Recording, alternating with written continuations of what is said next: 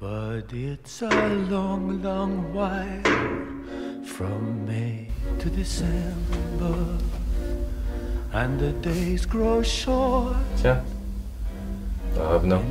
Là aujourd'hui, je joue le personnage de Luc dans la pièce Les Anciennes Odeurs. Quand j'ai lu ce texte-là, je me suis dit, ça c'est un texte qui est fort, qui parle, qui est intelligent, qui est bien écrit. Et évidemment, j'ai eu envie de le jouer tout de suite. Pourquoi la plupart des types que tu rencontres veulent se foutre sous la douche 30 secondes après avoir éjaculé, juste au moment où ça commence à sentir si bon? Très vite, je me suis rendu compte que je partageais pas mal de choses avec ce personnage. Et donc c'était un peu une évidence de vouloir le défendre et puis de se poser ces questions-là en même temps que lui sur scène. Parce que je fais partie de ceux qui prennent leur douche tout de suite après, Jean-Marc.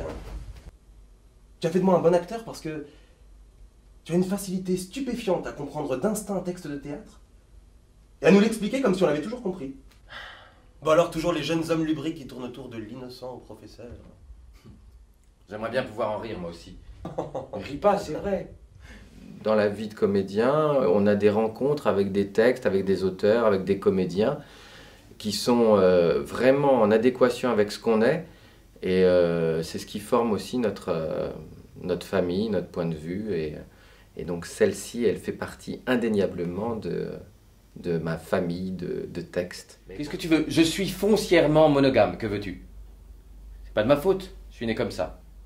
Il était une fois un petit garçon qui avait honte de son père parce que son père n'était pas allé à l'école longtemps et qu'il ne savait pas grand-chose. En plus de ça, le père du petit garçon parlait fort dans le tramway. Parce qu'il y avait des tramways à cette époque.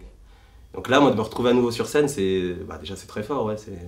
D'être confronté directement au public, c'est quelque chose que j'avais un peu oublié, qui sont des sensations vraiment très différentes de celles de la caméra. Et je tâtonne à longueur d'année dans une pièce sombre, remplie d'hommes qui sentent fort, et qui soufflent fort, qui vibrent pendant quelques secondes quand tu les touches, qui te salissent en jouissant et qui se retournent contre le mur quand c'est fini. C'est justement ce qui est génial dans cette pièce, c'est que ça parle très bien à la fois de la jeunesse, de l'envie voilà, de s'épanouir, de faire plein de choses. De la fougue, et puis finalement de la décrépitude. Voilà, exactement. Ouais. Et de la sagesse. De la sagesse, du début, de la naissance de la sagesse. Voilà, comme tu dis. Quand j'embrasse le matin et que par accident mes yeux se rencontrent dans le miroir, il y a un mot effrayant qui me vient à l'esprit. Et je reste figé pendant quelques secondes avant d'essayer de l'oublier.